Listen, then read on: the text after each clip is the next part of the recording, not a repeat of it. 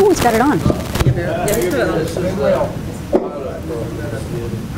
Eugene, this is on, but I hadn't planned on using it personally, right?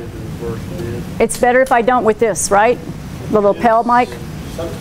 Okay. Can you hear me okay? Is there anyone who can't hear my voice well enough that you would prefer I use a mic? Okay. And when we have questions, then for those who don't mind using the mic, then it helps others to be able to hear your questions. And so we'll pass it around as need be. But I think I can hear myself right now in that mic. It's a great mic, yeah. Do we need to turn it off for now? Let's turn it off for now. Thank you. Thank you, James. Hey, good evening. It's great to see everybody here this evening. And I'm LaDonna Clayton. And I have the great privilege and opportunity to share our City of Clovis Master Water Assurance Plan with you. So thank you for being here. This is our last and final town hall. This marks number 4. And every town hall has been different than the one before, which is nice. It really is. The variety of people, the questions that have been asked, the feedback, the input, and even some follow-up from some people after the fact has been rich and informative. And so we really appreciate you being here to get your perspective this evening as you get first-hand view and possibly the second time for several people. And some of you have been here, I think, every time for this particular presentation. So we're happy to see you again tonight. I want to be sure and recognize Commissioner Chris Bryant, who led the Water Policy Advisory Committee, and asked me if I would consider leading this team, the Strategic Planning Task Force. And thank you so much, Commissioner. Sure. And I'd like to introduce Commissioner Fidel Madrid, who's here with us this evening as well. Thank you, Commissioner Madrid, for being here, as well as Commissioner Helen Casaus, who's with us this evening.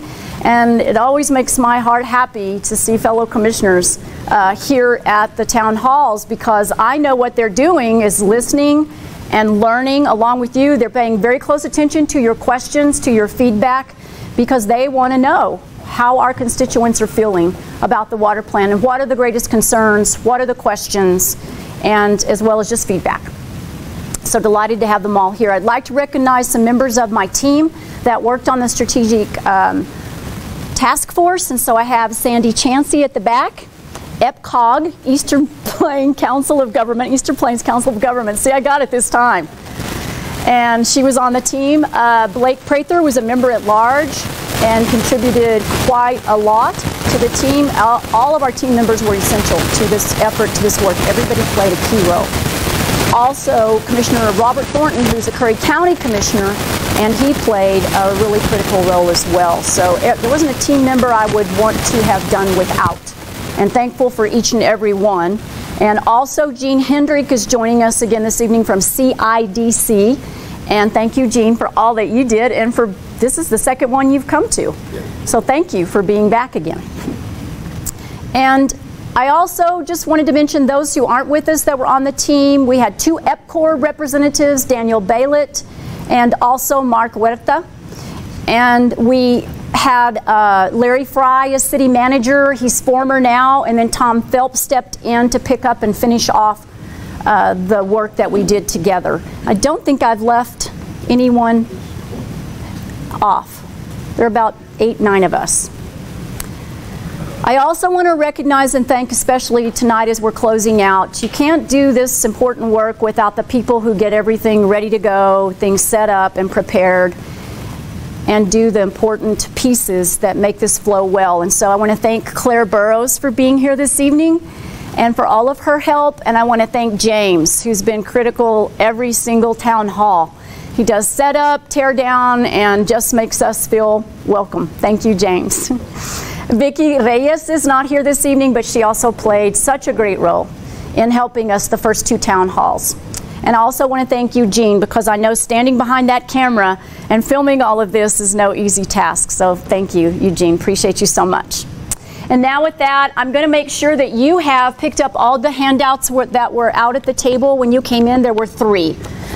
So there is one that is a 1-pager that's going to just talk about the Master Water Assurance Plan. And it is just presenting tonight some options, as stated here, available to conserve water and begin to slow the depletion of our aquifer. This is our approach. We're looking at utilizing reuse water to irrigate large grass areas within the city, playa restoration, to possibly begin replenishing the aquifer, and converting some irrigated farmland from municipal use to supply water to the first phases of the Ute project until it can be completed. We've just really done about a 4-step conservation water plan. That's what we've done. We're going to present tonight. And then the 5th plan is just in support of the work that's already been accomplished and that we hope to see absolutely continue of a different group, the Eastern New Mexico Water Utility Authority. We want to encourage you, especially as we're talking about the life of the Ogallala Aquifer this evening, that a very special presentation was made and then a publication went out about the lifetime of the aquifer that was done by Dr. Rawling and Dr. Reinhardt as well as Stacy Timmons, and it really painted quite a bleak picture, but that picture is worst case scenario if nothing changes. And of course what we're saying tonight with the Master Water Assurance Plan is these are some intervention steps that we believe changes that picture for us here in Clovis and Curry County. So we look forward to sharing that with you. So even as if you go up on the website and you locate the lifetime of the aquifer report, we would just encourage you to read that with caution, knowing that that again is what I said, worst case scenario if nothing changes and things continue as they stand now. Another handout you should have is this PowerPoint handout. We'll be going through that slide by slide. And then this is an important handout called Important Points to Ponder. And these are taken from the slides, the major points taken from the slides, as well as some great handouts that show you the reuse water current status. We've also included all the water production between EPCOR, reuse water, and well production, whether it's owned by EPCOR or it's owned by, or that's the city, the JL Wall wells, but those are very specific wells. Actually purchased for Cannon Air Force Base, and then the Paleo Channel water wells that we're going to be talking about tonight. So that is included in the packet, and then we have given you a summary of all water available in the Paleo Channel because we're really going to be talking a lot about that concept of using the Paleo Channel as a water supply. And then we have a map of the Paleo Channel in full color for you next to the last page in your packet that you'll be referencing, and then a final handout called Time is of the Essence, which will connect with the slides. So we just wanted to be sure you had all of those documents. Okay, with that, we'll just jump right in and start talking about the Master Water Assurance Plan. What I'd like to say is, as we go slide by slide, if you see you need more clarification about something I've said, if you have a question about that piece of information, please raise your hand. I'll stop and address that particular question. The first night we just went Q&A back and forth, but we got some feedback after the fact that they felt it broke the flow of the presentation.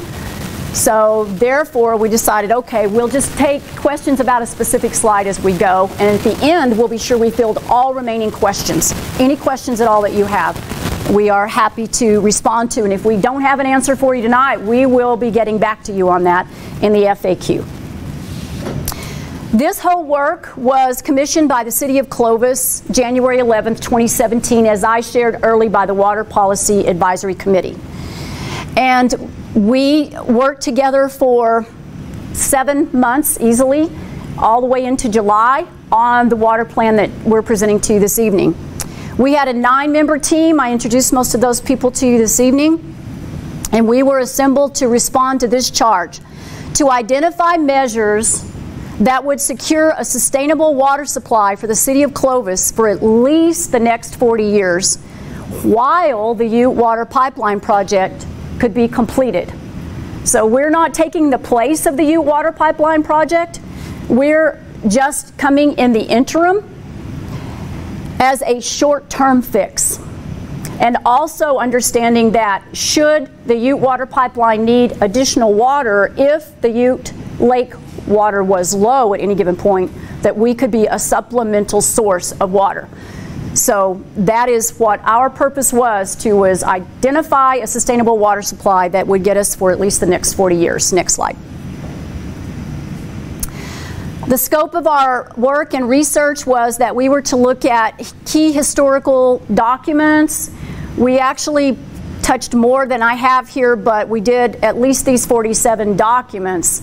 We included the key ones we felt were pertinent to the work in our Master Water Assurance Plan.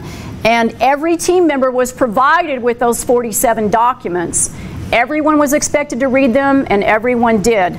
We came back and we discussed them. We talked about what our findings were. We then generated 24 questions, really, to focus the work, because we knew how important it was to try to focus the work to create the plan.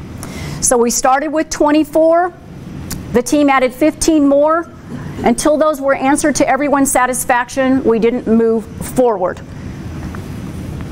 Those responses really did advance the work of the planning team, and it served us extremely well for the next 6 months, and we continued to generate more questions as we moved forward. Next slide.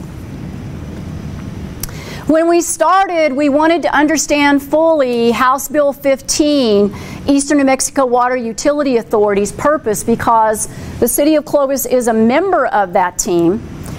So it's 7 different communities or counties that are included in the ENMWUA.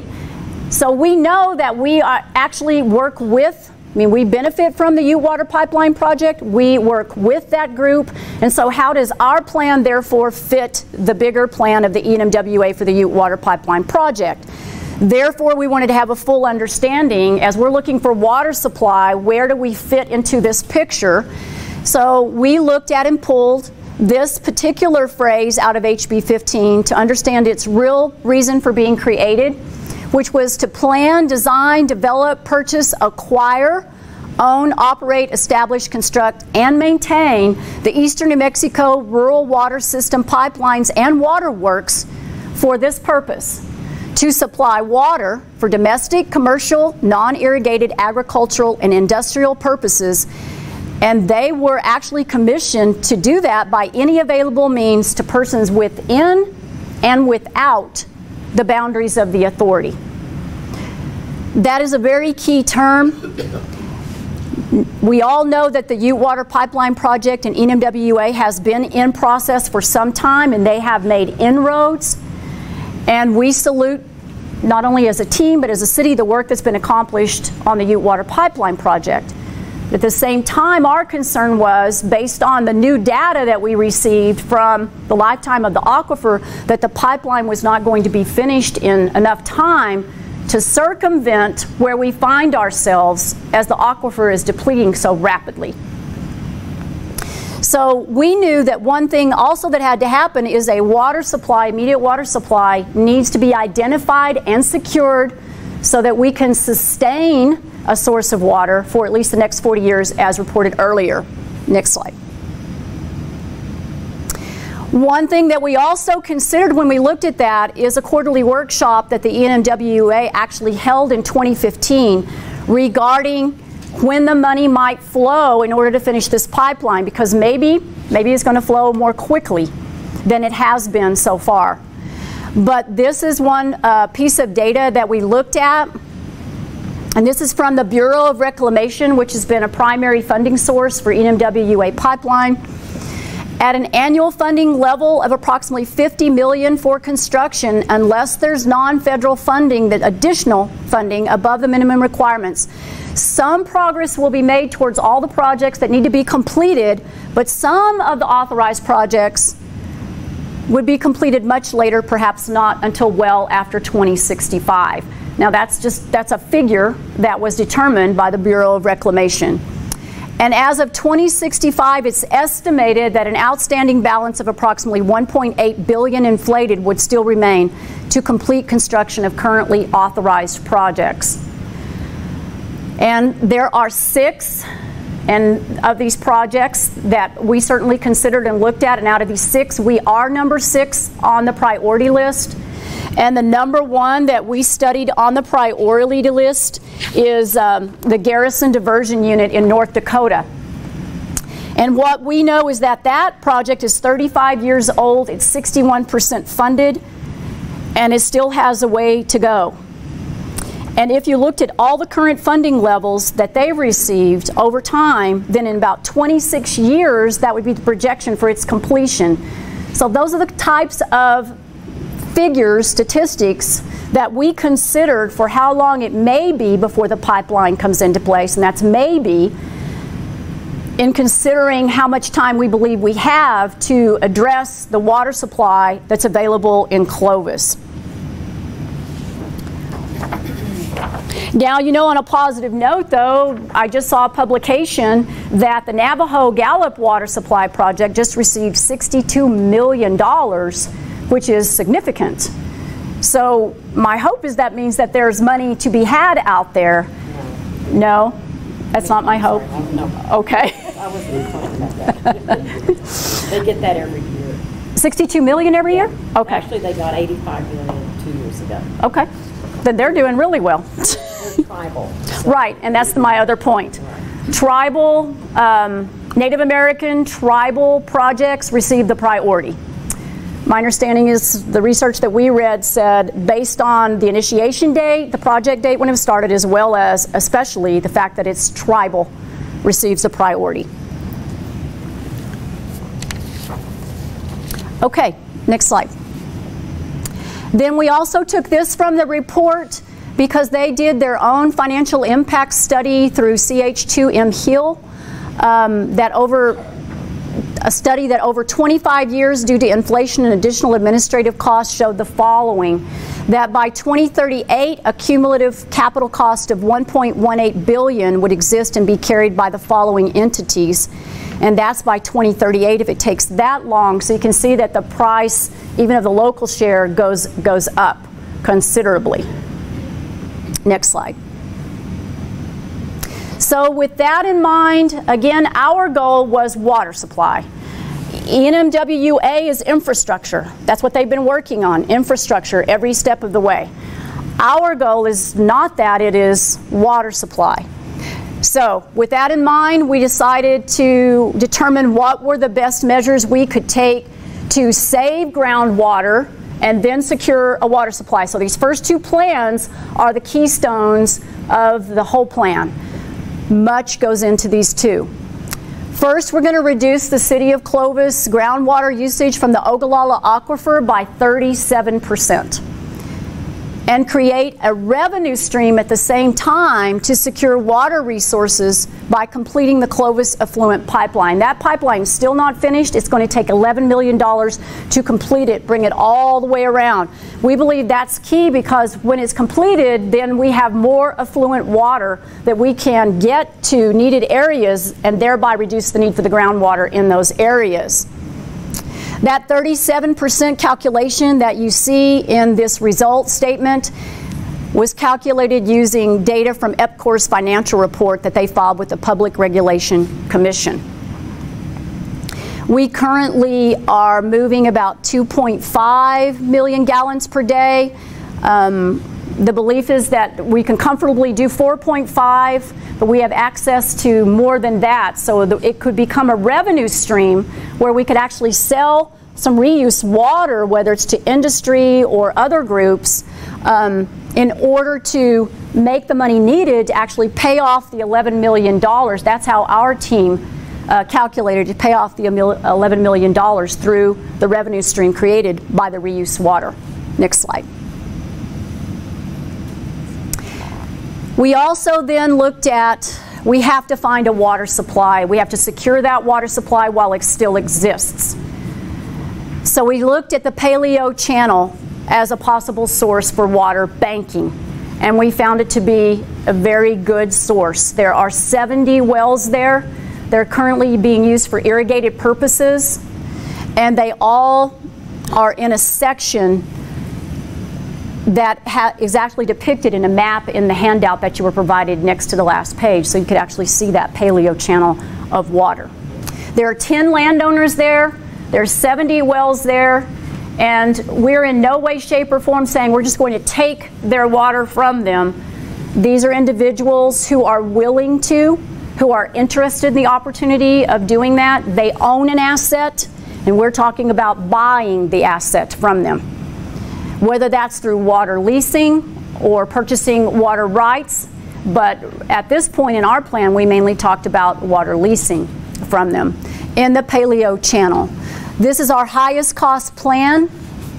It is $38.1 to $58.1 million, and that's over a 40-year period, time span, to pay for that. It also includes doing pump tests because we determined that we're not going to go and actually secure or acquire water, lease water from a well that's really not producing at the level needed. So therefore, we're going to have to do the testing and prove out every single one of those wells before any investment takes place. That's included in this figure. Next slide. So why the Paleo Channel? Why did we go there? Why did we pick that? Why did we not go somewhere else, some other location? Because of a couple of reports and also some factors we took into consideration. One, the Trinity report that was prepared by Cannon Air Force Base identified the Paleo Channel as a potential future water supply. It's also, the water's been tested there, and it is a good water supply. It is good water. It is quality water. It was also identified as an area containing multiple playa lakes. We've actually gone out as a team and we've seen those playa lakes all throughout the Paleo Channel, and they have the potential to recharge the aquifer. Little by little, it's going to take a lot of time for it to gain anything in recharge. It was also, when we looked at the New Mexico Tech study, the Life of the Aquifer study, it showed as a potential source by this study as well of richer water. It was in the bluer areas in this study, whereas many areas on that map showed there was water, some less than 5 years, some only 5 years, some 10 to 25 years. And when it's talking about that amount of time only left for water, it's talking about irrigation. You know, in order to support irrigated farmland, that when it reaches a 30-foot saturated thickness point, it's not going to support irrigated farmland. It has to stay at a higher level. So some of our wells are already dry. Some will be dry in 5 years for irrigated farming practices and purposes. Some will be in 10. Domestic water only makes up 7% of all the water we use. But irrigated farm water or dairy water, whichever you want to look at, farming purpose water, 93% of the water being used is in that area. Having said that, I want to be sure I say, what would we do though without our agricultural producers? Because they're very important for our food source and to support our way of life. But we're going to have to think differently about how we do that in this area in eastern New Mexico because of what we find when we study how the aquifer is being depleted. So we looked at that very carefully, and so even in our plan we've included some possible changing in management practices of farmland. Maybe more dry land farming, maybe a change in grasses, maybe a change in other areas in order to support less water usage. We also determined that the Paleo Channel is in close proximity to a planned interim pipeline that's going to go in there. And then it's in close proximity to City of Clovis water-owned wells. And finally, as I'd already shared, it's already contains over 70 producing wells. And from first take on that, they're really good producing wells from what we know at this point. Yes, sir. I have a question. Yes, sir. Does the Paleo Channel come out of the Ogallala aquifer, well water? Yes, it's the Ogallala aquifer. Mm-hmm. Yes, but what we have to do is quit pulling so much water from the Ogallala aquifer. And right now it's coming out, notably, we're talking about reducing to 20%, only a 20% draw out of 100% capacity, only to take 20%. So banking the water, then only drawing 20% capacity at a time. What does that mean, 20%? Like, you all would put a limit of water that we use, or what? Not water that you use, but water that we would be used for irrigated purposes in that Paleo Channel. And the next slide probably helps to see the comparison of water. Yes. So if you look at 1 year of agricultural water from the Paleo Channel, 1 year equals 4 years of domestic water for the city. So if you start multiplying that out, that means in 10 years, if I gain 10 years of agricultural water from the Paleo Channel, that's 40 years of water for the city. And so this visual helped me to understand better what the savings look like over time if we can quit pumping from the Paleo Channel at the level we currently have been and draw it way down to only 20% capacity. Now, we looked at a study that just recently came in from Hoxie, Kansas, and this was just published recently. They did something very similar to what we're proposing, and this is what they found. And keep in mind, they were just looking for a 20% reduction in pumping a particular area. We're looking for an 80% reduction in pumping that area. They did 20% in groundwater usage. This is groundwater we're talking about at Paleo. But they happened to be able to attain a 35% reduction in 4 years. And they did this in a 99 square mile local enhanced management area. And this is the first result they received after 4 years of doing this. The rate of decline in the aquifer within that area fell from 2 feet annually, so it was falling 2 feet every year, to only 5 inches per year. So it really reduced the decline in the aquifer, and that's the report from the state officials there. It's a very interesting study. At the same time, while I have a chance, I can't help but mention EPCOR's efforts, because they've really done some wonderful conservation efforts even with domestic water supply. Knowing that we only make up those 7%, and yet they took, through their efforts, the maximum daily use, million gallons per day, we're at 12 and are now down to a little above 8. So that's a notable reduction, and kudos to them for the efforts they've made to try to use less water. And that is in the report they provided to us. Next slide. Now, the first plan was about effluent reuse. So that's reuse water so that we don't use groundwater. So that's just recapping what that was about. So the second plan is, now that we're using more groundwater, what are we going to do to secure a water supply for the existing groundwater so it lasts us much longer than it would have if we keep pumping at the current rate? This plan is about Playa Lake restoration, because we believed on our team that every ounce of water we can gain, however we can gain it, especially if it comes at no cost to us, we should do that. So with Playa Lake restoration, we want to recapture surface water for Ogallala Aquifer recharge, but we're going to use the dollars that were expended in action plans 1 and 2 as matching dollars so we can receive federal grants to help fund the Playa restorations. That, therefore, we determined would only cost us about $12,000 in some lobbying effort. And right now we've been working with Playa Lake's joint venture about this possibility if this plan passes. Next slide. This is really a hefty plan as well, but it shows a lot of promise because it connects all the pieces together. Whether it's the Playa Lake, or it's saying I'm not going to keep pumping out my wells for irrigation purposes, or I'm going to let the land just lay there for a while. Then you have an opportunity to actually get tax credits.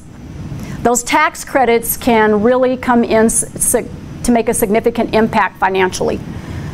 We believe that would incentivize our landowners within the Paleo Channel, but then beyond the Paleo Channel, others could participate. And besides, we don't believe this stops. What we're proposing is a beginning, the Paleo Channel. We believe we continue to look beyond the Paleo Channel to continue expanding water supply. But in doing that, we believe that we can incentivize our landowners to stack benefits to take land and water out of irrigated farming practices. This allows the City of Clovis to leverage assets and expand water conservation measures to protect water resources. So again, I just want to emphasize, we're not asking any farmers to just give us anything, and we're not just taking anything. They own an asset. Their land is an asset. Their water is an asset. And what we have to be able to do is say this asset's worth this much. In this particular plan, there's a lot of work that has to be done to determine what is that asset worth. How are we going to go in and actually do an inventory or an audit or a review of what it's worth? So we've had some conversations with Ron Troy from New Mexico Land and Water Trust in regards to how would we move forward in setting up a conservation land and water trust so that our landowners would benefit from that in a way that they'd be compensated for doing the very thing that's needed at this moment in time to secure our water supply. Our projected cost really comes into legal fees at $70,500 and to set up the land and water trust. In the next slide.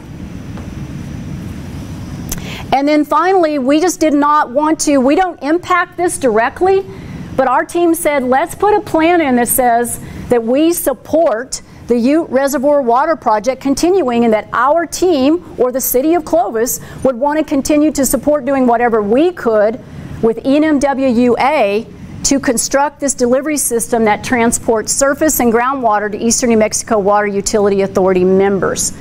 So whether that's lobbying for funding or whatever we can do as the City of Clovis, we are absolutely about that. Because we still believe the Ute Water Pipeline project is critical. It's vital. We're the measure that happens in between, especially based on what we know now about how much we need to secure that water supply, given the findings of the lifetime of the aquifer report. Go ahead. Thanks, Claire. So this puts it all together, and this is on the first page of your important points to ponder. So I wanted you to be able to take that with you this evening to review again. So this is what we know. The current water needs for the City of Clovis are estimated to require approximately 5,600 acre-feet of water every year. That's what we need. The completion of the water reuse system will reduce groundwater demands. If we complete that pipeline, we can reduce that even further by 1,750 acre-feet, which remains with only a need of 3,850 acre-feet. We believe pumping the wells in the Paleo Channel at 20% capacity will actually meet that future water need. And then we'll continue with the next piece. If you consider the current agricultural pumping levels, maps prepared by NMTech indicate approximately 10 years of water remain in the Paleo Channel, considering that first. And we talked about that earlier. Again, that's agricultural pumping levels. If we reduce the current pumping rate in this Paleo Channel to 20% of capacity, it should extend the water supply there to beyond 40 years. We believe it will do that. Beyond 40 years to get the water that we need to meet the demand that we have in the city for the next 40 years. If you add the additional conservation measures that we've also proposed, because as I said earlier, and I will repeat again, all four of those first action plans work together in tandem as conservation measures for great water management. And if you do all of the rest of the measures implemented in the water plan, playa restoration, conservation easements, the water reuse pipeline, with the existing wells of EPCOR, they own 73 by the way, and the City of Clovis, which owns quite a few wells as well, and once you get the reuse water in place, we can quit using wells like at the golf course, for example, and other areas still pumping from wells. So that makes a difference. We gain that. Then it should extend the water supply of the City of Clovis beyond 60 years. That's our projection. Cool. But we believe time is of the essence, especially after we studied the lifetime of the aquifer publication and the maps. They did these great maps showing water density or saturation thickness, and it is clear to us that we have to move expediently. We know while we wait, inflation is a factor, just like it was ENMWA presenting from the Bureau of Reclamation, even CH2M Hill doing their own study, brought to light inflation does affect the price, the cost of what we need to do, whether it's infrastructure or water supply. Interest rates, we believe, are going to increase. They've been really low for a long period of time. We think the economy shows indicators of interest rates coming up. We could be wrong about that, but we took into consideration. And also, there's no denying we have a declining water table. So that one speaks for itself. All the evidence points to the declining water table. It continues to decline. So we can continue pumping at the rate we are right now, and then we'll lose the Paleo Channel water source once that's all pumped out. You know, at least below 30 feet, it won't be able to support irrigation. 30 feet saturated thickness, it won't be able to support irrigation once it reaches that point. But some domestic, but still, we need to stop the pumping now and salvage that water supply in order to support the long-term picture. The next slide. So we had some recommendations. Number one, aggressively pursue change of management practices in land and water conservation. And I discussed that earlier. We have to change the way we're doing things currently because our water source no longer supports the same level of irrigated practices. We have to consider securing water rights of even the dry land farmers in the Paleo Channel. They're not even using their irrigated possibilities right now with their wells. They're just going dry land. But we wouldn't want them to decide to go ahead and start anew with those wells and begin pumping. So we think it's just wisdom to go ahead and secure those as well, either through leasing or purchase. And then we're recommending that we place a moratorium on future economic development projects that are groundwater dependent industries. Any industry that's going to really draw from the existing groundwater supply at this point cannot be supported. That's our opinion as a team. Next slide. And then this is just the end of the presentation and time for all questions, and we'll do the best we can for answers. Yes, Ben. Are your figures and your facts taking into account that the Trump administration is almost calling for like a 30% reduction in all rural water projects in terms of retaining the money and the federal funding that may be out there? Yes, we know that there's going to, we talked about that reduction in funding, and that's why we're saying we can't rely on federal necessarily and state. We got to do what we got to do. We're going to give it our best effort everywhere we can go, but we're not going to be able to count on that. That's a great question. Yes, sir. How many states does the Walla aquifer supply water to? Eight states. Yes. Okay, so do you know anything about the other states, what they're doing and all that? Are they doing something similar to? They are doing some similar practices. We know Texas did a similar practice. Kansas, with what you just said. Yes, and Kansas. I shared Kansas, so Kansas, Texas. Yes, Josefita. Kansas is actually on top of the game when it comes to water conservation and water planning and working on new technology for the ag community. I just wanted to point that as we already have 40 plus citizens out in Curry County without water. Yes, thank you. I would like to add to that the fact that they're going to start moving into town, so the amount of water is going to be more water than we needed to serve Kansas City because they have nowhere to go. There's people out there that have left their land, picked up their house, and moved away, and that is kind of scary going forward because as time progresses, you're seeing more people hauling water. Right. So they're taking water from the city too because they're loading at least 500 gallon tanks at least twice a week and pumping it into their existing homes. So you got a lot of those figures to consider too, and how many homes actually that you guys could say are actually dry. How many wells that are people out there? You're saying there's 70 wells dry. Are we considering the actual the homes that are already dry too, or are they just businesses? Oh no, there aren't 70 wells we mentioned dry. The 70 wells we want to secure are very well performing. Sorry. Yeah, sorry. No, but you're right about the 40 and counting, as you said. Yeah, south of Clovis. These people are giving their babies baths and 5 gallon tanks. The county, they keep on saying they're going to have a meeting, and I don't see no project. I was very advocate about the people of the county. We provided them with a list of our named 28 citizens without water and 14 that were declining with 4 feet or lower at the time, which they probably aren't even there any longer. They told us that our water co-op was not suitable for the needs of the county. They They said that the way we were going was not the way that they wanted. We needed more numbers, more figures. But at the beginning, there was 2 county commissioners whenever National Geographic was there. 2 meetings we had, that 2 county commissioners at the time, and said that they would back us up and hold our hand. The only thing they couldn't do was help us with money. So they backed out of the deal. So we're sitting here, you know, we've done exactly, met every actual challenge that they wanted us to meet. We did all the footwork, the labor, ourselves with their own time, their own dime, to get those names and get those people, but nothing is being productive going forward. I haven't seen nothing in the air. You know, I've heard of different meetings that they're supposed to have, but nothing has came out of it. Okay. So like I said, my concern is for Curry County. You know, they always have been for the citizens that are having to live like this every day.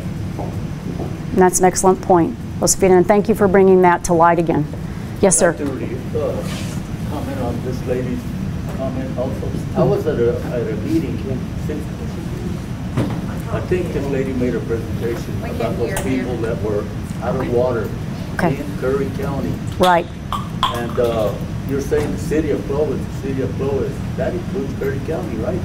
Well, ours is a city plan. However, what we've been discussing is that we don't want to just impact the city. And that conversation came up last night. I don't know if you want to speak to that directly, Mayor, or you want me to speak to that? Okay. Just that we don't like the picture that Josefita just described, and we don't want to see any of our sister areas, communities, without water. We know Portales is already in an interesting place as well, and naturally south of Clovis is moving toward, that's my hometown, born and raised. So not just there, but other areas that may be in need of it. Clovis cares about its sister cities, and we've had that conversation. So part of the reason you see us kind of focusing, it seems like, beyond Clovis is because we really are talking beyond Clovis, even though it's a city water plan. Well, at that meeting that I was at, yes, this co-op or whatever went to ask the county for a truck with a tank on it so that those people could have water. Take it to their homes. Water is life. They live in Curry County. They pay taxes the same as we pay city taxes, we pay county taxes, and we can't take care of those people. Come on, water is life. And I know. What do we do without water? They asked the people at that meeting, well, is there some place like the fairgrounds that we can come and fill our tanks? Oh no, you have to do this, do that, do that. We'll pay for it, they said. We'll pay for the water. Just let us have a place to come and get water to take to our homes. Nothing. They're talking about a power station somewhere out there with EPCOR, but the problem with that is it costs tons of money for them just to get the connection hose. Unless EPCOR is willing to take a payment plan for those people, because that costs a lot of money too. Some of these people are paying $200 a month from citizens in Clovis to get water from their homes. Right. Now that's a huge amount of money. There's going to be more people as time progresses. They're going to start taking advantage of that, I believe. That's horrible when tax-paying citizens cannot get the city to let them go to a place and get water, and they offer to pay for it, and they were denied. The city or the county? County. Yeah. At the county fairground. Okay. But I know that the county is still making an effort to do something, and it's still in progress, but I don't know if you can speak to that right now or not, Commissioner. I can. Okay. Right now, we're looking at... He doesn't like the microphone. He won't use the microphone. Just off of Creek Street on County Road 6, which is way up on the east end of County Road 6. And we're in negotiations to run a water line from County Road K and Kimberly south 2 miles and then back a mile into that road, the new road department is what it's going to be. And that, it won't run right in front of everyone's house, but it's going to get it closer where there's a possibility that people can go and tie onto it. That's something that you can get a meter set, tie onto it, take that water straight to your house. It's a potable water. It's city water is what it is, but you're running a line to County Road 6, almost to Prince Street. How long is that possibly going to take? It's taking foot. So, They need the water today, now. I know. is EPCOR going to be willing to help pay for that infrastructure to give that to those people that are further out? Or what about like the alpaca farm? You know, that's not going to be close to them and we have a business. It's going to get it reasonably close to Is it? So It's not- is EPCOR going to pay for the infrastructure and charge the families, or how's that going to work? No, the county is building a new road barn there, Okay. to house some equipment that we bought in the last 2 or 3 years. That it's all electronic, touch screen, things that need to be put inside. There's not room at the current county barn. There'll be a barn there, and there will be water ran to that barn. So like they would have to go there to get the water, or will they, like in the meantime, if they don't have the funding to get that infrastructure to the house, who's going to pay for the infrastructure, and how are they going to get the money to pay for it? That's something that there are grants available through the USDA, and we had a meeting with the USDA Yeah, I lady, remember the meeting. and we had one person show up. But basically, in order to be able to qualify and apply for those grants, you have to have someone to basically sign off for you. And I tried to explain it to you. The Curry County Water Program doesn't have the infrastructure, the management history to do that, so it will have to be done a different way. But there will be grants that people will be able to apply for, loans. So why doesn't Curry County have the benefits? Yeah. Pardon? What are you talking about leasing them? You have to have president. Oh, you have, well, yeah, we do, we have all You that. have, but you have to have history of.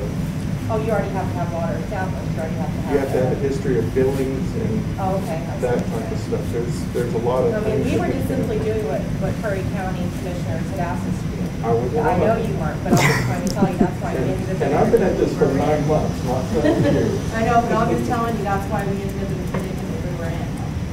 I am trying to do something that will help, Yeah. and this will help. It's going to take some additional help, but it should make a big impact. I mean, as long as we get water, do you know how long this project's gonna take? We're currently in negotiations with EPCOR on what Are it's you going gonna to do a cost. public announcement?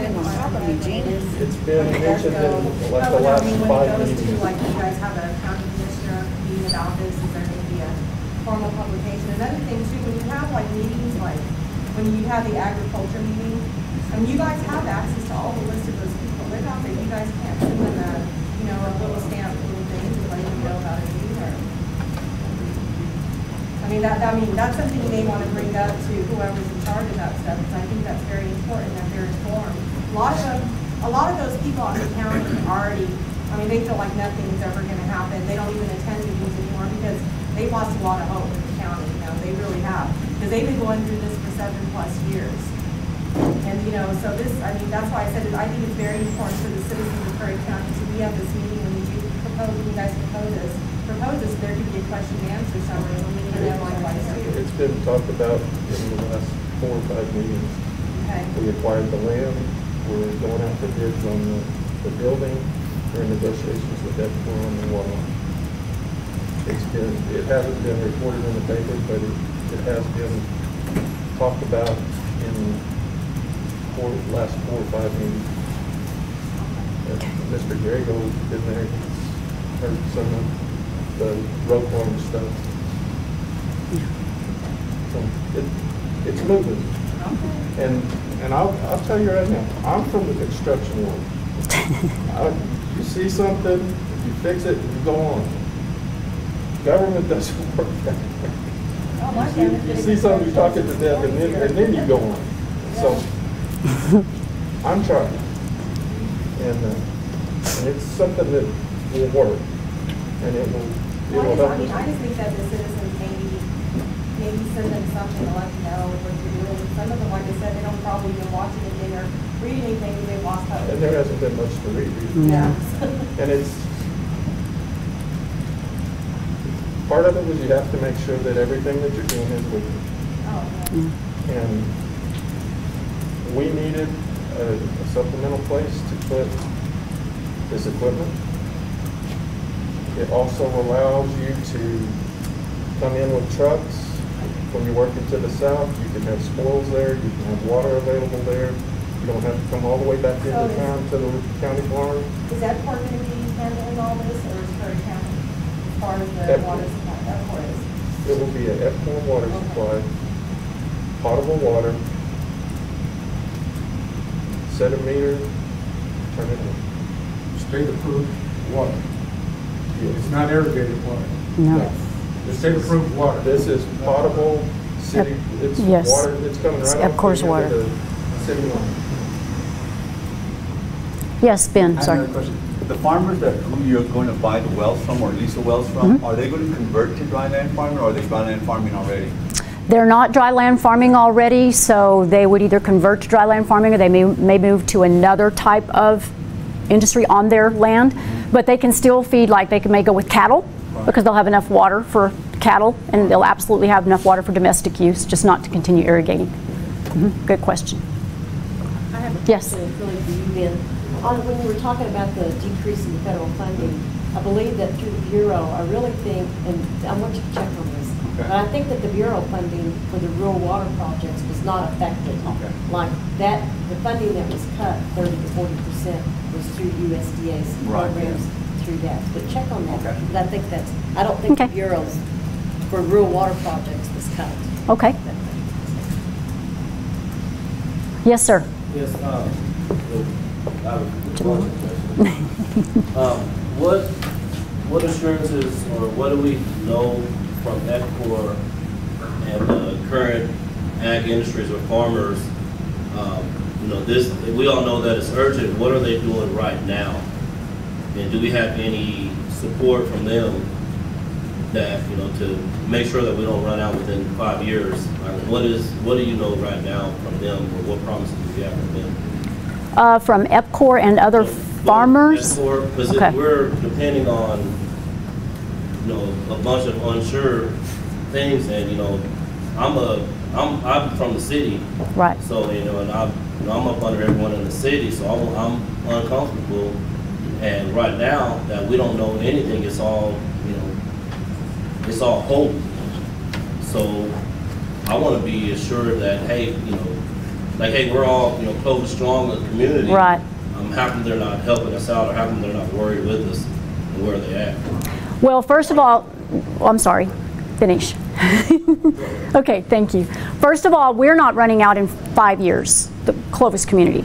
I mean, it's not even 10 years, it's not 15, it's not, it's farther out for domestic water use because we're the least water users. I mean, we're the low percentage water users, so that's not what we're talking about as much as we're talking about irrigated agricultural use. So irrigated use is what's depleting the water source rapidly in order for them to continue irrigating and handling these farms. So that's what we want to stop and identify. Just even in this one section, if we can just stop the pumping in that one section, we can secure enough water for 40 years for the Clovis community, even just pumping at 20% capacity from those existing wells that are there. So that's us. Now EPCOR, as I shared, has already done several conservation efforts, but that doesn't mean they're stopping their work toward looking at other possibilities. We heard last night they're already looking into injection, direct injection. I don't know where they stand with that yet, but that's another option of opportunity that they're looking at. They've secured some of their own wells, and they're actually not using all the water they have available now. So in a way, they've got some water banking of their own.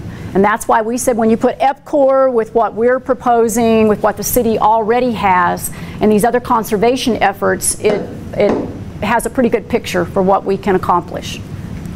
Yes? I thank you for making that statement about 5 years, because the paper printed that we were going to be out of water in 5 years. Oh. Well, that's scary to me. And businesses Yes. that want to come into this community community. If they read the paper, they're not going to come into this community. So it needs to be clear that it's irrigation that should be front and center on all of this. If things don't change with irrigation, I think is what. But Clovis, and it's EPCOR's responsibility. It's in their franchise that they have to provide water. They will go out and find water, whatever they have to do. That's why EPCOR is actually leasing water from farmers right now. I believe 5 individual farmers that they're leasing water. So from my standpoint, being a business owner and we're not going to run out in 5 years. And I wish, is the paper here? Maybe print that, because it was so scared. I've had calls, I had somebody that wants to bring a business in here, and they read the paper, and they were panicking. So I said, no, it's not. We've got, I think you said, we've got lots of water for Clovis for domestic use. It's irrigated water that never ever changes. But Clovis is not running out of water in 5 years. So please or 10. Get that out there in some way, because it's just not going to. So, yes, sir. So if we follow the free market principles, our conservative values, and let the businesses not be too big to fail, we'll be okay if they fail. I don't understand. I didn't either. I'm sorry. She said that the city will be fine. If we stop, that, regardless of the agriculture, the 93%, the city will be fine. So, like I said, it seems like this plan is to protect the ag industry, which I understand. But so if this industry, the ag industry fails, and we don't do anything, are you saying that the city will still have more water supply? Well, the agriculture okay. industry. First, let me say this plan is not to protect the agricultural industry. It's to ask the agricultural industry to rethink how they will survive moving forward, given that the water is depleting so quickly in the aquifer that it won't support irrigated practices at the level they're currently demanding from it. So that is why we're saying, actually this plan is saying, rethink what you're doing and what can we do together, and that's what we're finding, a receptivity, real reception to the message that if we could stop the pumping and lower it to 20% capacity just in the Paleo Channel alone with 10 landowners, they're pretty receptive because they already see that we have an issue. And they're also receptive to rethinking what they're doing, whether it's dry land farming or, rethinking what they're planting crop-wise. Are they drought-strong, drought-sturdy type crops, or are they crops that demand heavy water?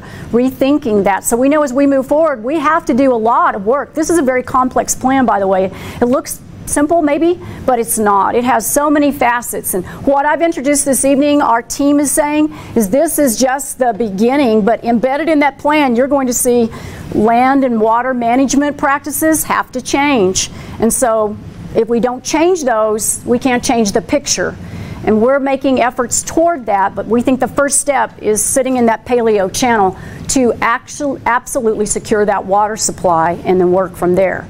Now, I think what Gail is talking about would be a business industry that's coming in that's not a heavy groundwater use industry, but it is scared to come in because they somehow think the message is we're out of water in 5 years no matter what. It said that. It said that. So that's not true. We're not out of water in 5 years. We're not out of water in 10 years. We're not out of water in 15 years. We're showing on the map that for domestic supply, we have an extended amount of water, but we're wanting to extend that well beyond where we are by what we're proposing in these conservation efforts. And you want Josefita first? We're essentially go ahead. banking the water right until we get to when the pipeline's done. Yeah, that's what we're doing. Enough water to take what we have and stretch it to when the U pipeline's completed. Right. That's what we're doing, is banking that water to get to there. To get to there. That's it. Just banking the water till the pipeline's completed, because the pipeline is the major player to get this work done. Yes? All right. What if those outside the Paleo Channel choose not to alter their practices? So I figure the Paleo Channel is a small percentage of the area of the county. So we are able to address this small percentage, but what about those outside of that? To me, it's an incentive for those who are in the county who are acquiring income from farming practices if they understand that, hey, in 10 years or 15 or 20 years out, we're not going to be able to do what we're doing. What have y'all gauged from those outside of this paleo channel, what efforts they are trying to become more efficient, become more effective in technology, and to address agriculture in the new world, really? Okay. Are you wanting to answer that? Because you had to. I'm rated about 30 of these wells in this county. Okay. So I'm one of them. Okay. And I can tell you that, but I want to go ahead and clarify that of those approximately 30 wells, about 25 of them are currently idle. We're about 3 miles out of this paleo channel according to this map as I see it here. But what he said, what they've said is exactly what's going to happen. Those that irrigation is going to get displaced over to my place. Maybe I won't be running it, but it's good land. The irrigation equipment is in place, and they're going to start. Somebody is going to start irrigating that again. It's like trying to step on a balloon. You can't ever get it done. I'm not saying you shouldn't be trying to do this, and it's a good plan. But and I want to change the subject just a minute to talk about a couple of other things. I'm not sure where the information comes from on how much water is being pumped each year. I don't understand how they could figure that out. Maybe some doctor got that figured out, but I don't understand how they can do that. I do know that there's been a drastic reduction in the amount of water that's being pumped for agricultural purposes. My family is an example. I just told you we've out of 20 some odd of our wells, and I've seen neighbors do the same thing. And I know that all of this equipment is out there still in place. It still works. We actually keep our pumps working. We go on a little water with them every few months, make sure our sprinklers still walk, keep everything ready to go, but it's all in grass now.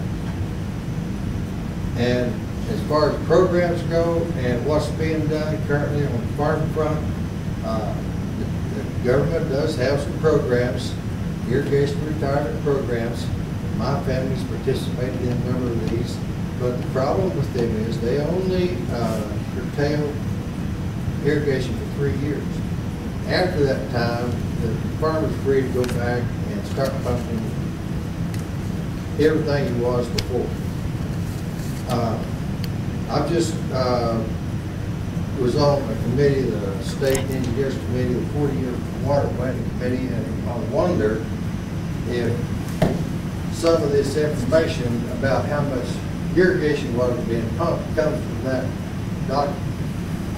Because I can tell you that that document is just about as inaccurate as you can make it.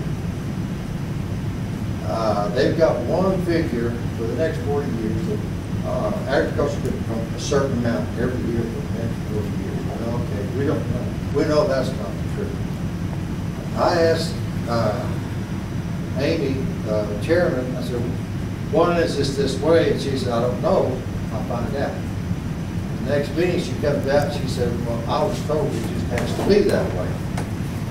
But you've got to understand what the focus and what the intent of that 40-year water planning committee was for. It wasn't for planning. We didn't know planning whatsoever. That committee's job was to survey all of the things that people have dreamed up that they might want to do with farming, coupled with all the things that we're now doing with farming. And I think in the irrigation case, they actually used the maximum amount without pump. They said we're going to pump that much for the next 40 years. And I don't even know very many farmers can actually get that much water out of the ground anymore. So that really doesn't take you anywhere. But and I forgot what my point was. It's okay. Anyway, at that meeting, I proposed a plan that fell on deaf ears that almost used the numbers that y'all are talking about. I proposed a plan where voluntarily the farmer would agree pump only 20%, that is a lot. In return for that, he would receive a grant for putting in drip irrigation, greenhouse, some efficient use of water. And I am a student of this. I have a vineyard I put in. It's all drip irrigation. And I can tell you, you can save a lot of water that way. And you can choose a crop and water very few acres with it and make a good living on a little bit of water. The rest of your farm can be a dryland farm. We were a dryland farm before we had irrigated. My family started drilling wells in the 50s, but we farmed from the 20s to the 50s without it and survived. So yeah, we go back to it, we can do it, but with the water and with the reduction, you can still have your little bonus for irrigation and save your water too. Thank you. Did you want to speak to that, Blake? Let me try to answer some of your questions. And we thought of exactly what you're talking about. What's going to happen when you go there and you take this water out of production and the guy on the hill says, well, I want to increase my water to begin up again. How's it going to impact what you're doing? And the thought process is that's the reason to do, first of all, conservation is to work with the land trust to establish values and be able to do it. Conservation is dealing with you to where you retain your water, but you're able to get a tax credit that can be sold on the open market that essentially keep you from using your water. That's one thing.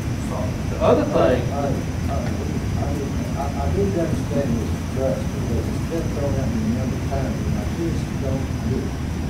well, let me finish. Where's the money coming from? Let me finish. The other thing that we looked at was all the various USDA programs that they've had in the past and in the future. And what I have here is a proposal that was done in Kansas and Nebraska. It was a process that was done. It was called the Sept program that they did in January of this year. It was a reverse bid where they went out and essentially put 50,000 acres in 25,000 acres in each of those states in a CRP type program to retire wells and restore the fly lakes that sit in those areas. And under the contracts, they were going, and they filled up the first bid on this. It was a reverse bid process. It was like when you bid your land in the CRP years ago, and you bid it at $40 and the guy 35 got his in. And so what they did is they did a reverse bid, and they filled up the first time, the first bid offering they filled up. They are going to pay out $138 million over the life of those contracts, and they are 15-year contracts. I talked to the guy the gentleman that essentially wrote this proposal. It was a pilot program that they did in Kansas, Nebraska, right after they awarded those contracts, and said, well, maybe that is something that would fit our area too, based upon our groundwater. We got Playa Lake. If we can take and do a similar program, would you be interested in looking at that? And the answer is yes. I believe the mayor actually was in Washington, talked to some of the people of NRCS, the Playa Lakes Joint Venture guys, and come back and says, okay, here's the proposal that Kansas, Nebraska did. Now it's time for us to go to our local FSA office and NRCS office and modify this proposal to fit our local demographics, to try to do a similar program to take a farmer like you and pay you to not pump your water. Mayor, you got it? No, I think you know. So we thought of that in the proposal. We know we're going to have to lobby all kinds of government programs to fund other than what's proposed here. Right. Because we not only want to bank the water in the paleo channel, which is the deepest water, and that's the reason we're still pumping. It's the water that's at the bottom of the valley. And then the guys that typically quit pumping have been the ones on the hill that don't have as much water because their wells aren't as deep. And so we know we've got to expand with conservation easements and other government programs to the other ag producers. And this is just one program that's out there. We're going to get an opportunity to participate in it. We've got to get with the local NRCS people and they've seen this. And hopefully we can write a proposal.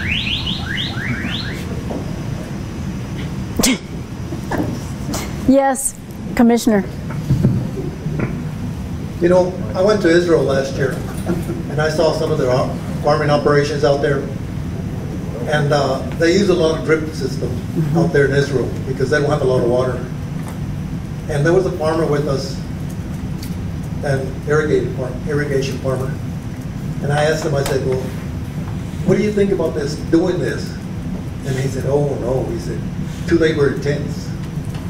So it is a lot of labor intensive if you're going to conserve water, because now you can use those big sprinkler systems. But, you know, everything's going to have to come to an end someday. We're going to have to start looking at the future, not at what we can do now. Okay. Whether it be drip system or whether it be conserving water one way or another, we're going to have to start looking at that. We're going to have to consider a lot of technologies. Yeah. Yes, absolutely. I'll do you and then Constance. Okay, go ahead, Constance. You know, I was watching the UN Trump's message yesterday. Yes. And, you know, I'm not the biggest fan of Trump, but he pointed out some good things, which is, you know, the fact of the matter that we have to look at different things. And I know that ag is very important to this community. Mm-hmm. And I don't want to take away the importance of that. And at the same time, you know, I'm saying, hey, well, at what point does somebody else's own survival matter to them as well? We're essentially doing a bailout in many ways, trying to give them incentives through taxes to not drain all the water. And the city, when you look at the county, like 78% of the population of the county resides in Clovis. And that's like 2% of the area of the county. So when you look at the CDIC saying agriculture is the #1 economic industry here, yes, then is there a plan for the city and the county to begin to phase that out and bring in different things, try to train try to educate our population to bring different industries in? And, you know, like I said, I don't want to kick the ag industry out at all, because you can't, this their land. But you also have to consider, like I said, what's going to happen whenever all the water's gone. We're trying to focus, the city is trying to focus efforts into this limited area. Where is the county at on that? Do the people in the county really support a change? Because if they're not willing to change, then we're really kind of doing, I don't want to say we're doing it all for naught, but the city doesn't really have that control. We're not going to go extend eminent domain to the whole county and try to get this water. So what are we trying to do to modify industry, economic options in Clovis so that we're not so dependent upon the agriculture industry for survival? You want to speak to that as county level? I think it's not really that we're trying to bail out the farmers or anything like that. What we're proposing is trying to find a way that they can transition from the irrigated practices that they've been using to dry land or drip irrigation or whatever, and try to find ways that they can still farm their land, supply us with food, do all those things.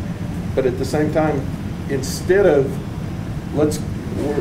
if we look at that report and it's 10 years and boom, they're done, what is that going to do to our entire community as a whole?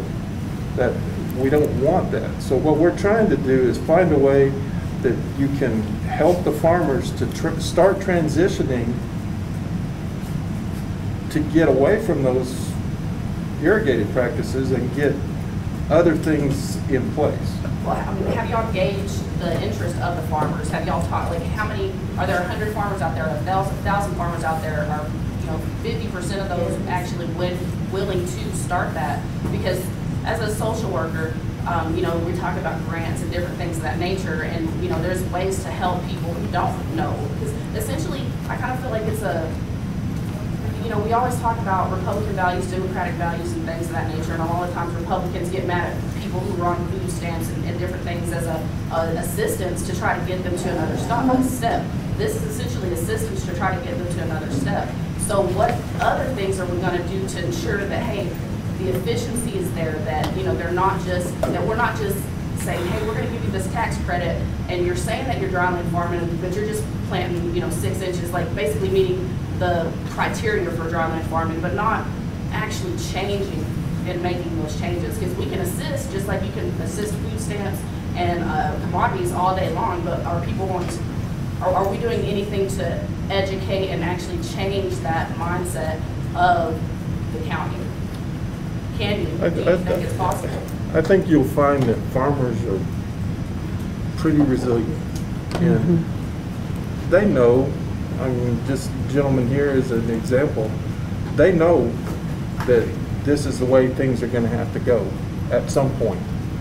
And all we're trying to do is find ways that we can get to that point softly instead of crash. What about the dairy communities? Have you guys spoken to them? Or?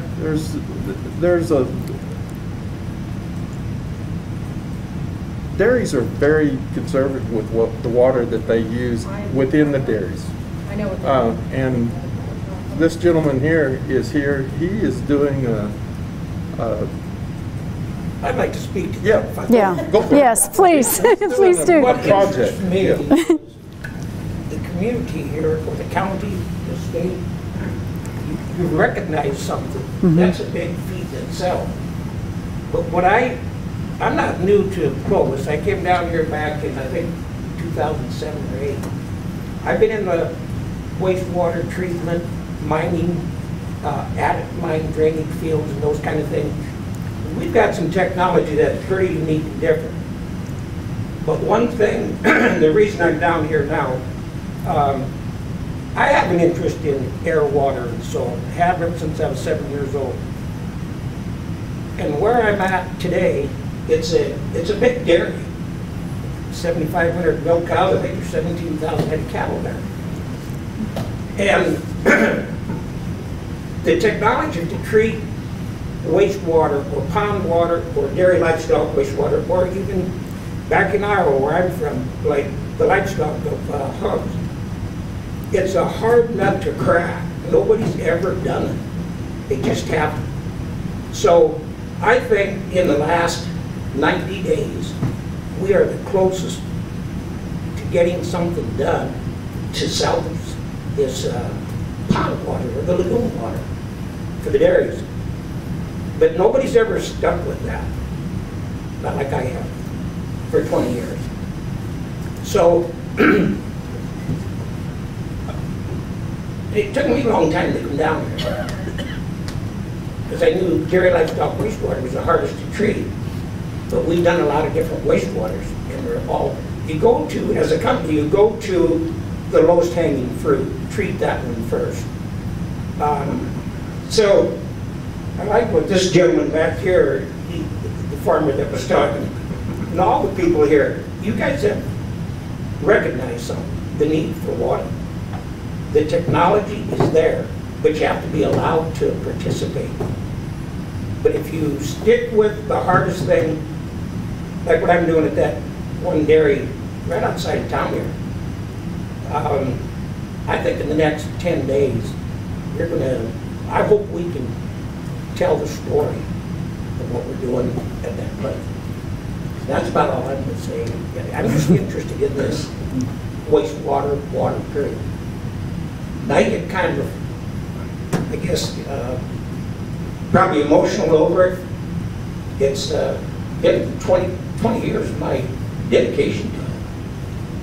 Well, the city funded $10,000 for you to come down here and use your technology. to Yes. try to see what And then we can do. I could go into that. I just, I don't want to. So the city's trying to Yes. find a way to take and reclaim that water, Yes. to extend the life of those dairies by letting them use less groundwater and reuse that wastewater to flush their parlors and that. So the city's involved in that. I think the mentality is we can sit here and do nothing and run out of water, or we can have these conversations and figure out what are we going to do. And that's what this is all about. I mean, the plan we got, we think is a good plan, but it may not be the right plan. But it's a start. It's opening the door to move forward. Is the cheese plant out here involved in that program that you're talking about? The cheese plant? Do they use a lot of water? The cheese plant, and Gene can speak to that better. After enlargement twice, they're using less water now because of the different things that they keep working on. They're using less water now than they were when they were using. That's after 2 enlargements of the cheese plant. So yes, they're doing everything they can to make the water go as far as possible. I looked up on their website because they're a big company, and they've got another plant in, I believe, Idaho or something. Is that right? And they were talking about how efficient this plant was compared to that plant in their water usage. These guys use like 1/4 as much water as that plant did in Iowa, because they understand we've got to manage our water resources better and extend them, and this company is doing a very good job of that. And then we had some people at one of the meetings say, well, they're using how much water a year, or a day. They actually produce 4 times more water than they use. That's right. We just got to figure out somewhere on how to take that technology and clean that water up and reclaim that water and use it to extend our other water sources to a longer period of time. Maybe I can hook up with you. And 2, I visited with Debbie Abrego just a couple of days ago again, just to touch base, and I said, Debbie, help me understand more about Southwest Cheese and, the water use and exactly what Blake just said. And she goes, I just want to remind you too, LaDonna, at one time there were 9 irrigated circles out there, 9. And they're not doing any irrigated circles out there anymore. So actually that land that was being irrigated is out of irrigation where they reside, and they're using reuse water only to keep 6 circles active, but it's reuse water they're placing on that. So we actually made a gain there as well. Well, then I got a quick question. Yes.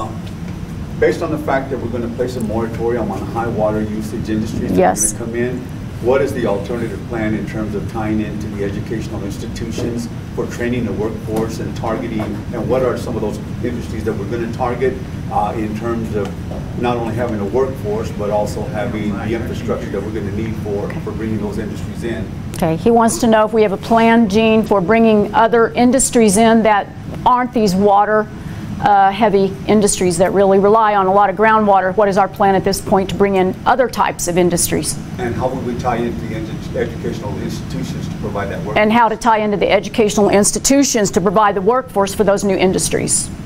Don't know if we're that far down the road just yet. We have but Dr. Rowley, you'll be I next. was going to just add, Okay. Ben, that Gene and Chase always do a really good job about bringing us in anytime they are looking at some kind of an industry that might have some kind of specific training needs, or, a lot of times the businesses will look at what the workforce assets are in the community. And so if it would be a situation where they think that they need a certain number of people trained or something like that, they generally bring us into that conversation. Which is great, yeah. And then another point I'd like to make is that, first of all, I'd like to commend you on the fact that you did these in each district, because I think it was important for each district to have and be able to afford input. And then the other thing is that, I've just learned to adhere to the fact that, I think we all need to consider the fact that we need to be part of the solution instead of the problem sometimes, and that we just need to find that engaging conversation that says, there'll be differences of opinion, right. There'll be different ideas presented, but I think that we need to just take into account that what is the bigger picture, and right. the bigger picture is that we survive as a community, right. And I think that's what we need to keep in mind in the bigger picture. Hear, hear for that. Yeah, because I love this community. So does everyone else here. Loves this community and wants to see it have sustainability over time. I'd like to see my grandchildren enjoy this community. And honestly, when we did the water summit last year, several farmers that attended that said, you know, this is so important what we're doing with this water summit as we're looking. I hope we're going to do the next step. It doesn't just stop here. Because they said, we're farmers for generations. These farms, these lands have been in our families for generations, and we want them to continue. We want our children's children to benefit from them, and that is definitely what we're about. And I don't know if people know that Eddy County and Creek County are responsible for 70% of the ag production in the state of New Mexico. I don't know if people are aware of that. Probably not. That's a great statistic. Yes, sir. I'd just like to inject also, having that you recognize the problem, you're trying to do something. I think really most dairymen in the area, the dairy ag industry, want to be a willing participant and do something. And I got to emphasize again that dairy livestock wastewater, for what they use and what they have, it's a challenge to meet that, clean that up, make it usable, recycle it, and for other use. The different departments at universities, they just never stuck with it for someone going out there and checking this down. Right. But right here, there's 4 guys right here in this community that are with me every day. And they see what we're doing. And it's fun, but my first 90 days here, it was a headache. It was confusing to me, in part. But if you stick with it, right, and meet that, go to that next challenge of what we're trying to do. And we found that out in the last, I'm going to say 10 days. What we needed to do, change our operation, do this, and that. And then I used a laboratory to test the water. That has to come back to us so we can make the changes, do what we're going to do. That all takes time. Right. But I think in that first 90 days since I've been here, I learned so much of the wastewater, that what I'm dealing with. I think I can hopefully come back to Gene in 10 days and say something to him, look at this. And I think that's a very achievable thing. That's great. In the next 10 days. I can't wait. Yes, Commissioner Madrid. You know, this meeting we have Thursday, we have CDM Smith, and they're going to start performing the first phase on seeing if we can remove the phosphorus from that water from the cheese plant. So that's another source of water that we're going to have right for the city. Yes, that's excellent news. Because if we can remove that phosphorus, then we can claim, and Southwest Cheese wants us to have that water. I mean, they want the city of Clovis to benefit directly from that water, and that's quite a bit of water. I'm trying to remember how many million gallons per day, 1.75 or 1.7? 1.7. So that's great news. They're going to be able to look at cleaning out that phosphorus. And a point that was brought up the other night in the, I can't remember, the second meeting, I believe, the cheese plant takes that, and they take that milk, and as they make that milk, they pull the water that comes off of it, and that's what goes into their waste lagoons and that stuff. That's water that is not associated with Ogallala Aquifer. That's from every milk truck that comes in to that cheese plant. That's a new water source that is actually coming to our community. And if we can get that reuse pipeline completed, then that's more water. You take the water from the cheese plant, which is not depleting the Ogallala. That's water that they're having waste coming off as they make cheese.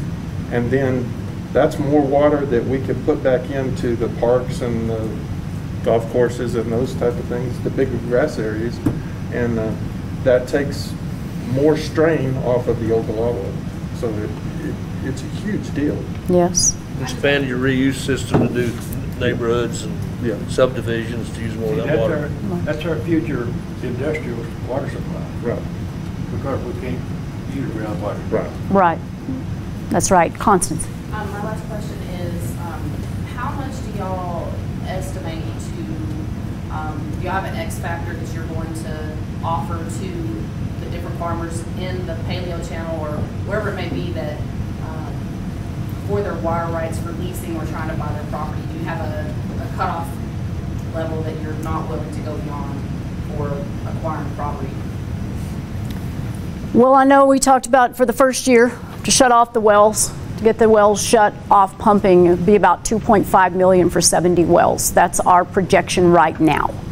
So that's what we're looking at figure-wise to make that happen. And then that whole year, our team is then therefore proposing you spend that year with them being shut down to identify where you're going to find the rest of the money needed to continue to do that annually to support that, because it is an asset, they own it, and they have a right to sell that. And also included in that year time frame is when you do all your pump testing, and, yes, drawdown levels, all of that type of stuff to see what is actually there, so that you're not paying for something that you don't, that's not actually there. So all of that happens, and that's the key to that first year, is to be able to get them shut off and to be able to do all those tests, and then allow someone to step in, and that would be EPCOR, or if the Water Authority wanted to do it, or the city wanted to do it, whoever decides that they want to go out and acquire those water rights, you bought them the time to get those negotiations done. And that's the idea behind that first year, is to do the pump testing and then negotiate contracts to figure out.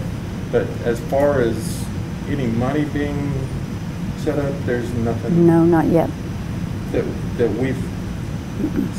It'll all basically depend on the performance tests. Yes. So there's no money given that first year?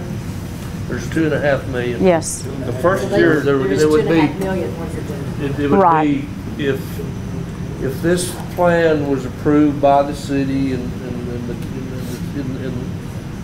the county stepped forward, to the water utility, whomever, is it would pay essentially them farmers $2.5 million, those 10 farmers, not to pump their wells, and it would hopefully begin like in May, in the summer crop of next summer. They wouldn't plant a corn crop.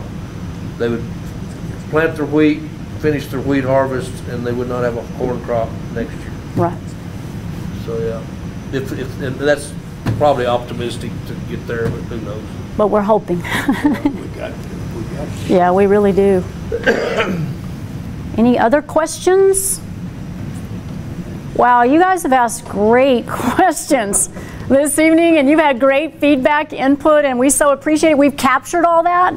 So we are going to put up a frequently asked FAQ and frequently asked questions. We're going to put the answers, plug those in, but also great feedback and comments. We want the public to be aware of all the great information we've gathered that should be placed up on the city website once we have that ready.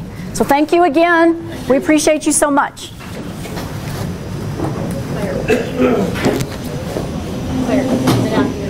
It's in my car, in the back seat.